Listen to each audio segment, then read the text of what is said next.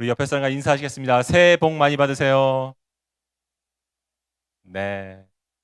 여러분 그거 아세요? 지금 12주 동안에 여러분들 에베소서 한 편을 다 읽은 거예요. 본문을 다 읽어봤기 때문에. 네, 에베소서를 읽으신 분입니다. 지난 8월 31일부터 11번 동안 에베소서를 나눠왔고 지금 12번째 시간입니다. 마지막 시간인데요. 이 마지막 날까지 있는 영적 전투에서 승리하려면 하나님의 전신갑주를 무장해야 된다라는 말씀이 오늘 요지예요. 사실을 고백합니다. 저는 이 말씀이 제가 읽어온 성경 중에서 가장 오랫동안 안 외워지고 우스꽝스럽게 느껴진 본문이었어요. 21세기의 로마 병사라니. 더군다나 이 전신갑주와 관련된 설교가 제게 잘 기억이 안 되고 잘 외워지지 않는 이유 중 하나를 맞춰볼까요? 여러분들도 아마 비슷할 텐데. 외워야 될 게 6가지나 돼요. 6가지. 벨트, 갑옷, 신발, 투구, 방패, 단검. 그러다 보니까 저는 이번에 이 각각의 깊은 의미를 살펴보는 것보다 이 전체가 의미하는 게 그럼 뭘 말하는 것인가에 초점을 두고 메시지를 나누려고 합니다. 이 질문부터 한번 시작해보죠. 왜 하나님이 주신 영적 전신 갑주를 입어야 되죠? 2가지 이유가 있는데요. 하나는 이 하나님의 전신 갑주가 우리가 입었을 때 예수님을 생각나게 한다라는 겁니다. 다른 존재가 볼 때. 학자들은 에베소서에서 2가지 표현을 연결시켜서 보고 있는데요. 하나는 뭐냐면 그리스도를 옷 입어라, 예수님을 옷 입어라 라는 표현과 이 전신갑주를 입어라 라는 표현을 같이 놓고 있어요. 이 2가지가 왜 연결되냐면요. 우리가 하나님의 전신갑주를 입을 때 우리의 적이 볼 때 우리가 예수님처럼 보인다는 겁니다. 우리가 하나님의 전신갑주를 입을 때 적은 우리를 보면서 예수님을 느낀다는 거예요. 이렇게 보죠. 여러분 임진왜란 때 이순신이 죽어가면서 무슨 말을 했죠? 총원아 무슨 말을 했지? 무슨 말을 했지? 임진왜란 때 이순신이 죽어가면서 맞아. 내 죽음을 적들에게 알리지 마라 얘기했죠. 네. 왜 그랬을까요? 이순신의 존재가 적에게 위협적이었기 때문입니다. 적은 끝까지 이순신이 죽었는 줄 몰랐고 그래서 두려움 속에서 패했습니다. 여러분 마찬가지예요. 이것이 우리가 예수 그리스도의 옷을 방편으로 입고 그분을 의지해야 되는 이유입니다. 원수인 적은 예수님처럼 보이는 우리를 볼 때 두려움 속에서 패합니다. 우리가 그분의 옷을 입어야 되는 이유예요. 또 2번째 이유는 좀 더 현실적인데요. 우리는 계속해서 넘어지는 연약한 존재이기 때문입니다. 저는 신앙생활과 관련해서 자신감 있는 사람 치고 말씀을 잘 지켜보려고 했던 사람을 본 적이 없어요. 오히려 자신감 있던 설교자들, 그래서 들을 때마다 놀라고 크게 제게 도전을 주었던 많은 분들이 끝이 좋지 않은 것을 많이 봐왔습니다. 저는 갈수록 신앙생활이 어렵다고 느끼는 이유가 뒤늦게나마 말씀을 지켜보려고 하니 그와 너무 다른 사람인 제 모습이 발견되기 때문이었어요. 어릴 적엔 면도날처럼 날카로운 기준을 가지고 교계를 비판하던 제가 갈수록 말을 아끼려고 하는 이유가 있다면 제게도 그런 모습이 또한 있기 때문입니다. 저는 갈수록 자신감이 없어지고 있습니다. 저는 저를 믿고 저를 감히 흉내내라고 여러분에게 도전하지 못하겠습니다. 대신 저는 우리에게 소망이 하나 있는데 그래서 우리는 하나님을 함께 바라봐야 된다라고 말씀드릴 수 있을 뿐입니다. 바울도 여러분 스스로를 자신을 믿지 말라고 말하고 있습니다. 2가지 이유인데요. 첫째는 우리가 애초에 그런 능력이 없다는 거예요. 그래서 바울은 우리의 힘이 아니라 하나님의 힘이 필요하다고 이렇게 이야기하고 있습니다. 에베소 6장 10절 끝으로 말합니다. 여러분은 주님 안에서 그분의 힘찬 능력으로 굳세게 되십시오. 우리의 능력이 아니에요. 11절 악마의 간계에 맞설 수 있도록 하나님이 주시는 온몸을 덮는 갑옷을 입으십시오. 둘째 이유는 우리보다 훨씬 강력한 사탄이 우리를 방해하고 있기 때문입니다. 그 사탄을 세상의 통치자들, 권세자들, 지배자들이라고 부릅니다. 우리는 그 지배 아래에서 속수무책이라는 경험을 아마 해보셨을 겁니다. 다짐이 얼마나 쉽게 무너지던가요? 새해 초부터 여러 다짐들을 했을 텐데, 또 하나님 앞에서 다짐들을 했었을 텐데 얼마나 잘 무너집니까? 여러분, 하늘을 지배하는 자들이 문제이지 여러분의 다짐이 문제가 아니에요. 12절은 이렇게 말합니다. 같이 읽어볼까요? 시작. 우리의 싸움은 인간을 적대자로 상대하는 것이 아니라 통치자들과 권세자들과 이 어두운 세계의 지배자들과 하늘에 있는 악한 영들을 상대로 하는 것입니다. 그래서 우리는 은혜가 필요한 겁니다. 그래서 우리는 은혜의 수단이 필요합니다. 전신갑주. 이와 관련해서 바울은 먼저 우리에게 이것을 당부하는데요. 첫 번째예요. 먼저 전투가 시작되기 전에 갑옷을 입어야 된다라는 겁니다. 13절을 한번 볼까요? 자, 그러므로 하나님의 전신갑주를 취하라. 이는 악한 날에 너희가 능히 대적하고 모든 일을 행한 후에 서기 위함이라. 여기서 모든 일을 행한 후라고 하는 말은요. 전투에 임하기 전에 필요한 모든 준비를 갖춘 후를 말하는 겁니다. 우리가 언제 설 수 있다고요? 전투에 임하기 전에 먼저 모든 준비를 갖춘 후에 우리는 설 수 있는 거예요. 그래야 전쟁터에 설 수 있습니다. 화살이 빗발치는 전쟁터에서 살아남으려면 갑자기 갑옷이 어디 있는지 찾아다니는 것이 아니라 이미 갑옷을 입고 있어야 됩니다. 왜요? 모든 일을 행한 후에 서기 위함이라. 그래서 본문 속에서 말하고 있는 내용들은 촉박한 촉구예요. 언젠가 영적 전쟁이 있을 텐데 그날에 여러분들은 이렇게 하셔야 됩니다 라고 말하는 것이 아니라 지금도 크고 작은 전투가 매일같이 빗발치고 있고 당신은 매일같이 필요한 모든 준비를 갖추어서 세상 앞에 서야 된다는 겁니다. 얼마나 많은 시험이 있습니까? 얼마나 어려운 일들이 많이 닥쳐오고 있습니까? 빗발치는 영적 전쟁 중에 우리가 있어요. 저는 지금보다 10년 전이 훨씬 저를 사탄 앞에서 보호하면서 살아남을 수 있었어요. 갈수록 제가 느끼는 건 한눈 팔면 유혹이 너무 많아요. 어느새 쇼츠를 몇 편 보고 있어요. 옛날엔 분별하면서 영화를 볼 수 있었어요. 영화 개봉되면 이 영화를 볼 것인가 말 것인가 분별하면서 봤는데 지금은 방심하면 막 30분이 흘러가 있는 거예요. 쇼츠 보면서. 그러니까 지금은 온갖 자극적이고 정확하지도 않은 정보들과 유혹들이 제게 너무 넘치게 다가오고 있습니다. 여러분 그렇지 않습니까? 화살이 빗발치고 있어요. 그래서 우리가 쓰러져 오는 겁니다. 우리가 넘어져 온 이유예요. 우리의 의지가 약한 게 아니라 내 스타일이 아니어서가 아니라 우리가 영적으로 무장되어 있지 않기 때문에 사탄이 쏘는 화살이 계속 맞아왔던 겁니다. 하나님은 악한 날에 너희가 능히 대적할 수 있다. 너희가 능히 설 수 있다라고 하지 않으셨어요. 악한 날에 너희가 능히 대적하기 위해서는 하나님의 전신갑주를 취하라 라고 말하고 있습니다. 이 모든 일을 행한 후에야 너희가 서리라. 그렇다면 하나님의 전신갑주를 입는다는 것이 무엇을 말할까요? 6가지가 있지만 한 가지로 말씀드리겠습니다. 네. 복음의 진리를 마음 깊이 새겨 넣어서 내가 위기의 순간에 본능적으로 그것이 나올 수 있도록 하는 거. 그게 중요한 거예요. 갑자기 누가 날 건들면 내가 처음 보이는 반응은 평상시에 내 안에 쌓여져 있던 생각과 가치관이 나오는 겁니다. 여러분, 갑자기 찾아온 유혹 앞에 내가 넘어진다 하면 내 안에 은밀하게 그런 동기가 있었기 때문에 나오는 것이죠. 여러분, 평상시에 하나님의 말씀을 깊이 연구하고 배워가면서 그 말씀이 나의 가치관이 되고 나의 세계관이 되고 나의 중심이 되어서 그 복음 안에서 내가 세상을 바라볼 수 있으면 여러분 유혹과 시험 앞에 여러분 넘어지지 않을 겁니다. 제가 통풍에 걸렸어요. 지난 봄에 통풍에 걸렸는데 한참 식단을 조절해가지고 친구들이 저를 걱정하고 있어요. 더 빠지면 안 될 것 같습니다. 살이 7kg 빠졌거든요. 네. 한참 음식에 대해서 공부했습니다. 네. 나중엔 그렇게 좋아하던 이제 간식도 끊었어요. 네. 유혹을 안 느껴요.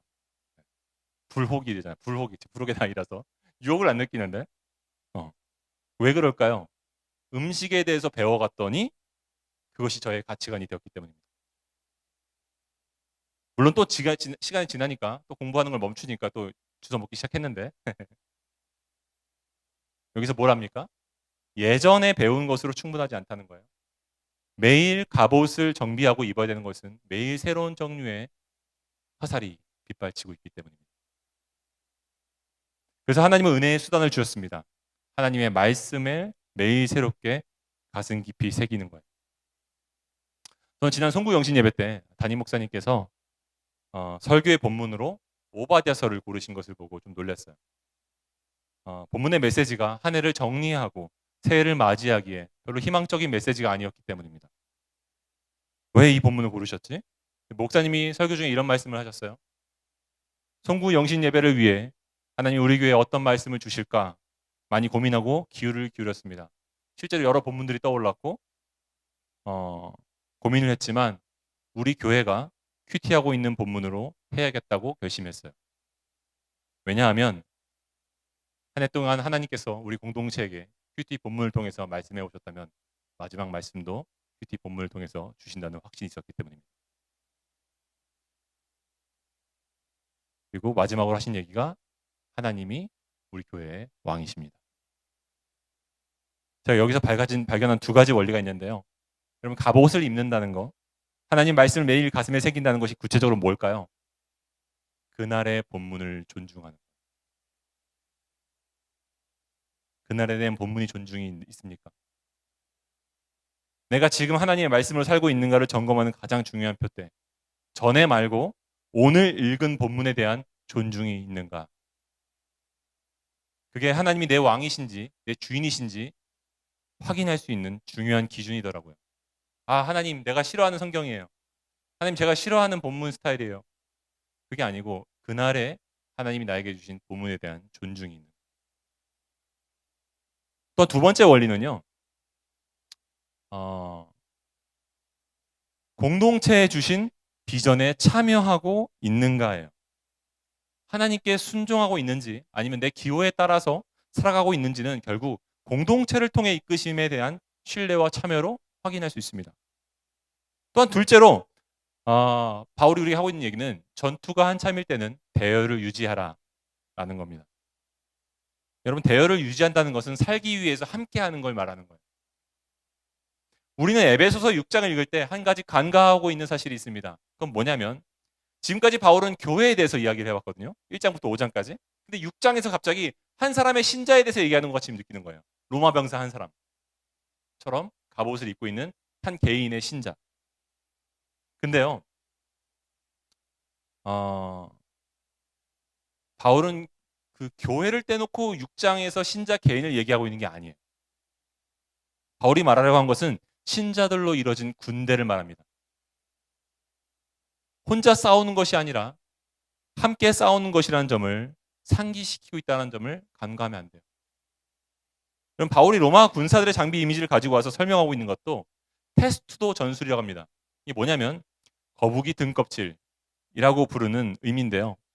로마군은 하늘에서 쏟아지는 불화살을 막기 위해서 전신을 가리는 거대한 사각 방패를 활용했습니다.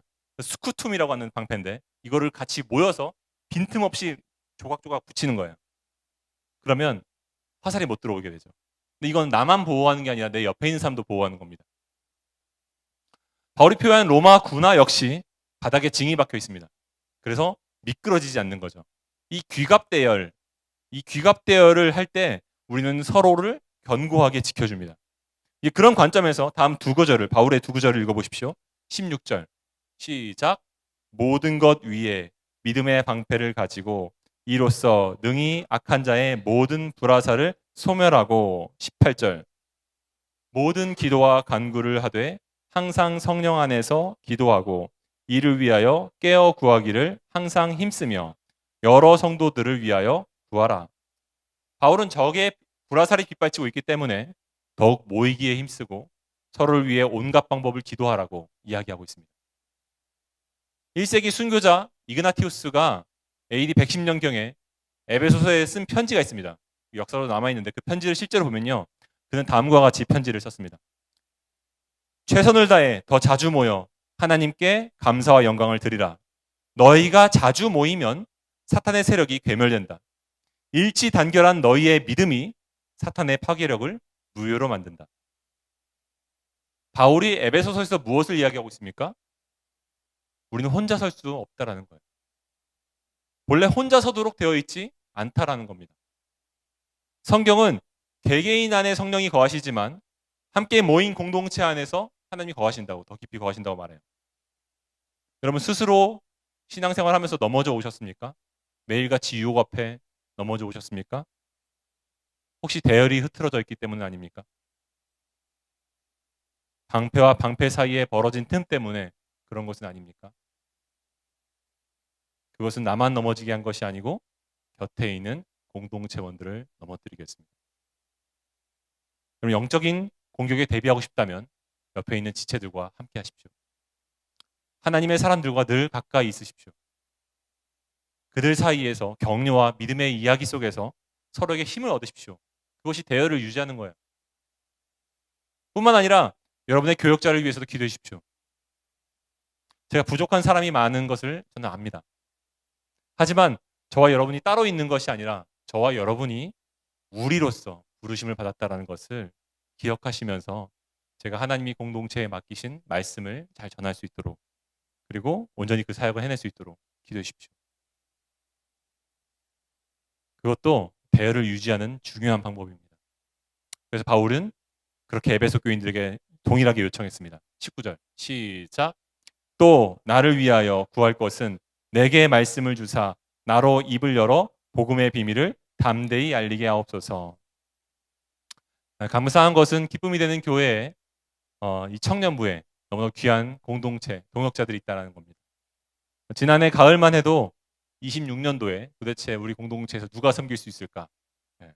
그게 화두였잖아요. 여러분 중에 걱정하는 분들이 많다라고 들었는데, 근데 주보 뒷면 아래 보십시오. 모든 자리가 채워졌습니다. 할렐루야. 네. 다들 주가 세우신 이 교회를 지키려고 대열을 유지한 거예요. 힘써. 얼마나 고맙습니까? 뿐만 아니라 또한 감사한 것은 하나님이 전장처럼 빗발치는 이 전장터에 귀한 동역자들을 더 보내주셨다는 겁니다. 그럼 뒤를 한번 돌아보시겠습니까? 네, 네. 낯선 집사님들 좀 계실 수도 있는데, 네. 오늘 예배 후에 소개해드리겠지만 기쁨이 되는 교회 안에서 청년들을 향한 마음을 가진 7분의 멘토단을 보내주셨습니다. 사랑하는 청년 여러분, 하나님이 우리 군대의 선봉장이십니다. 그래서 그분이 지휘하시는 이 공동체는 안전합니다. 승리할 것입니다. 우리가 할 일은 모이게 힘쓰는 것입니다. 대열을 지키는 것입니다. 사탄이 우리 관계 사이에 틈타지 못하도록 만남과 만남 사이에 틈을 주지 않는 겁니다. 모이게 힘쓰고 기도하고 서로를 지켜내는 거예요. 살기 위해 함께 해야 되는 겁니다. 마지막으로 전투가 끝날 때까지 함께 동역하십시오. 바울은 에베소서의 마지막인 21절에서 자신의 신실한 동역자인 두기고를 언급하고 있습니다. 두기고는 소아시아 출신의 신자, 평신도였어요. 근데 이 평신도의 이름이 의미가 뭔지 아십니까? 행운의 아이예요. 바울이 3차 선교 여행 때 그를 발견하고 그를 데리고 다니거든요.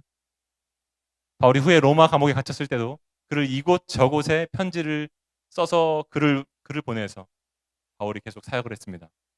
바울이 자기의 인생에서 발견한 행운의 아이 두기고예요. 바울이 에베소 교회에서 자신의 동역자 두기고를 보내며 쓴 내용을 한번 볼까요? 같이 읽어보겠습니다. 시작. 나의 사정 곧 내가 무엇을 하는지 너희에게도 알리려 하노니 사랑을 받은 형제요 주 안에서 진실한 일꾼인 두기고가 모든 일을 너희에게 알리리라. 사랑을 받은 형제, 주 안에서 진실한 일꾼. 그럼 바울은 자기가 쓴 편지, 다른 모든 서신서에서 항상 마지막에 자기의 동역자들을 언급합니다. 골로새서에서도 동일하게 두기고를 언급하고 다른 동역자들을 소개하는데요. 빠르게 살펴보면요. 두기고가 나옵니다. 두기고. 8절에 보면, 그리고 9절에 보면요. 오네시모가 등장합니다. 오네시모. 사랑을 받은 형제 오네시모. 10절에 보면요. 나와 함께 갇힌 아리스다고와 바나바의 생질 마가가 등장합니다. 11절에 보면요. 유수도라고 하는 예수도 너희에게 문안하느니라.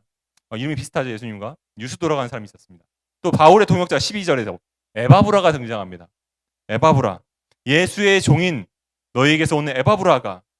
그리고 이어서 14절에서도 그는 이렇게 말합니다. 사랑을 받은 의사 누가와 또 데마가 너희에게 문안하느니라. 여기서 뭘 알 수 있죠?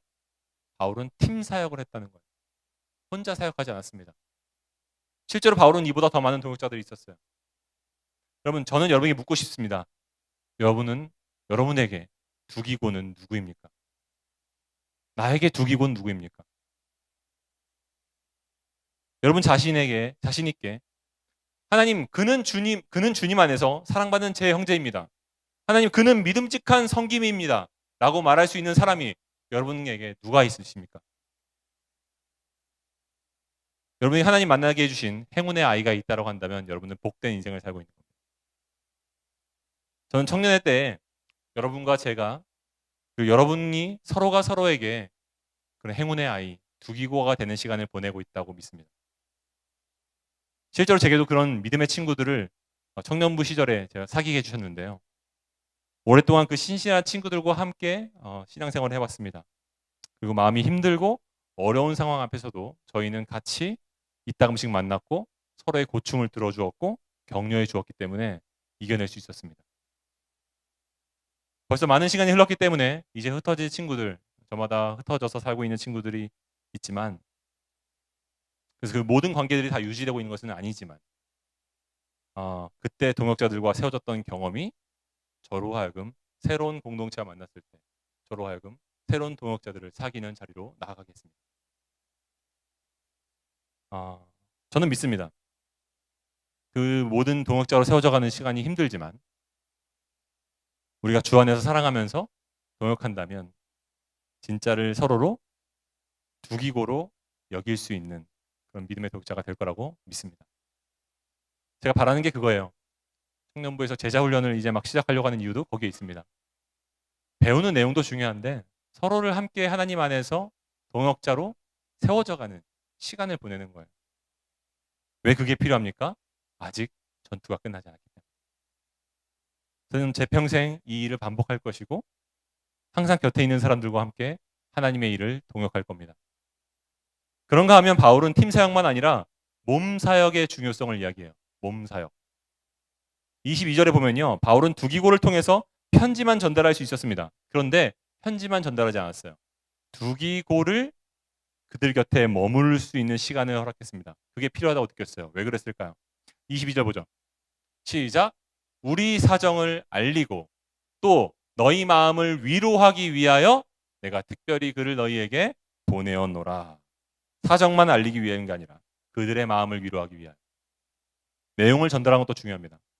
하지만 그보다 중요한 게 몸으로 함께하는 거예요. 제가 청년부 사역을 하면서 가장 많이 들은 잔소리 중에 하나가 죄송합니다. 잔소리라고. 카톡은 안 본다라는 얘기였어요.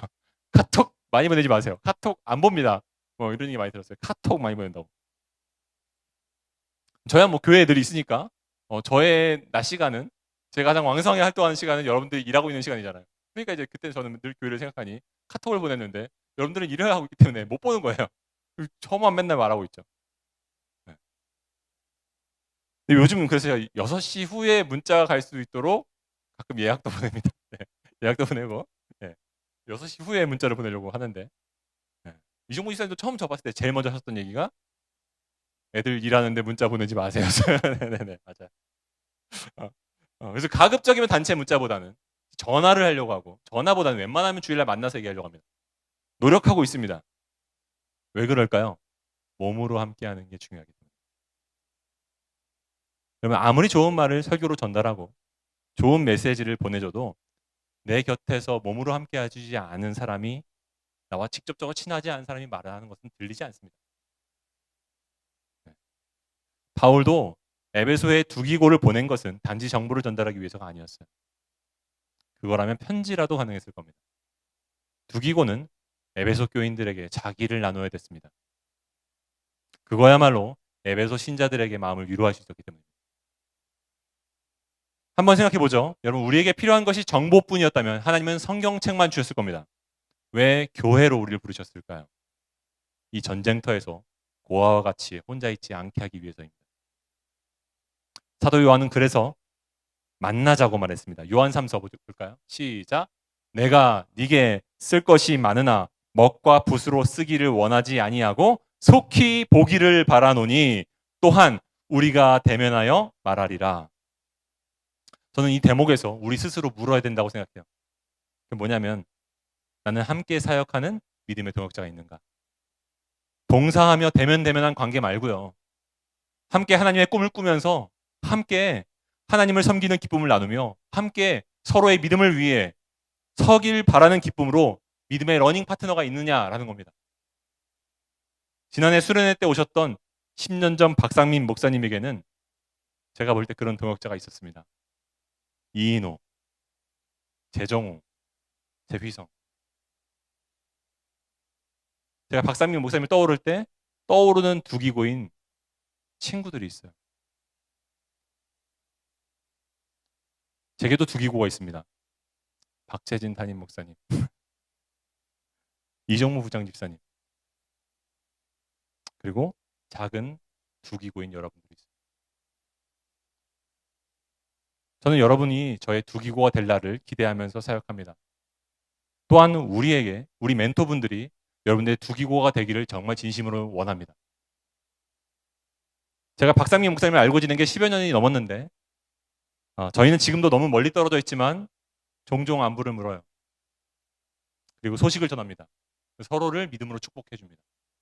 얼마나 당신이 존귀한 자인지 격려해 주고 서로를 응원해 주면서 계속 그 길을 걸을 수 있도록 우리는 응원하고 있어요. 지난 여름 저의 두기고가 여러분을 만났던 겁니다.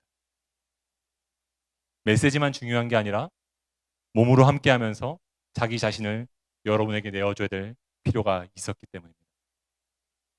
우리가 그것을 그날 엿보고 맛봤다면 우리가 그렇게 살아가야 되는 거예요. 인생의 모든 전투가 끝날 때까지 여러분들의 두기고 행운의 아이들과 함께 동역하며 걸어 나가시기를 축복합니다.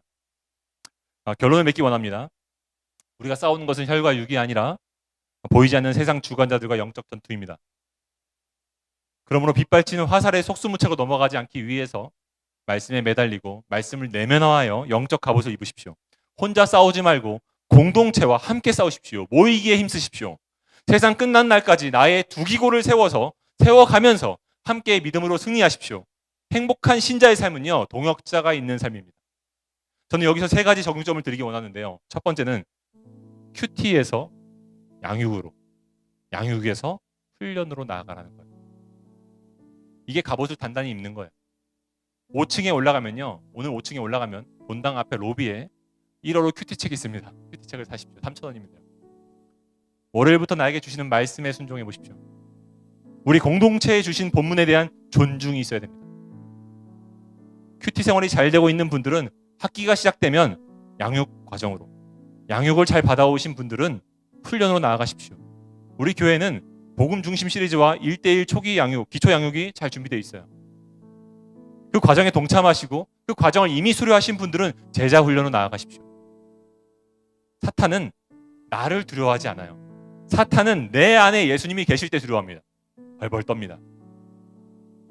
내가 입고 있는 그분의 옷을 두려워 떠는.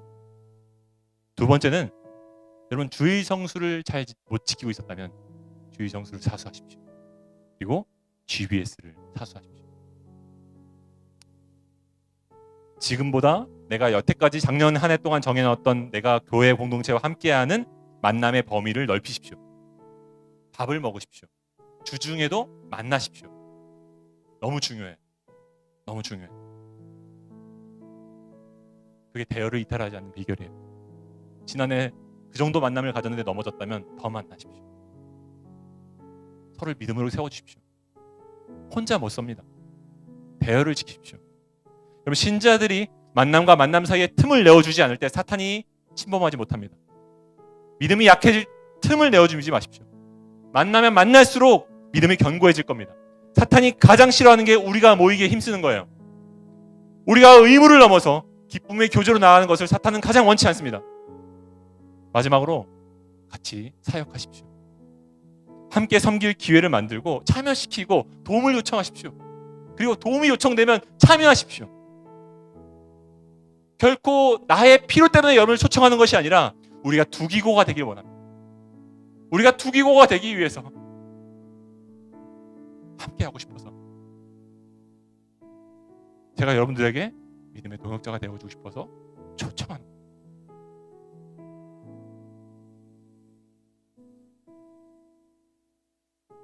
당신을 더 알고 싶고 당신을 더 누리고 싶습니다. 당신이 아무리 멀리 언젠가 나와 떨어지더라도 박상민 목사님과 저처럼 떨어지더라도 안부를 묻고 서로의 삶을 존귀하게 여길 수 있는, 응원해 줄 수 있는 그런 신실한 동역자로 서기를 원합니다.